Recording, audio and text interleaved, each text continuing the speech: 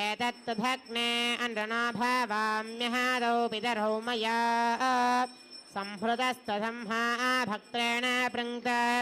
विपतस्तविमा पापेन पृङ्क्त देवा यज्ञमादन्वत भेषजं विषधाश्विना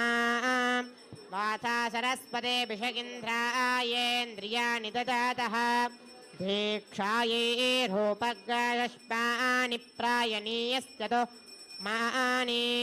क्रियस्य रूपग्र सोमस्य लासाः सोमाग्रशभो मधु आदित्यरूपं माशारं महावीरस्य नग्नहुः रूपमुपसतामेतत्तिस्रो रात्रे सुरासूत सोमस्य रूपं गेतस्य परिष्टुत्परे शुच्यते अश्विभ्यां भेषतमिन्द्राय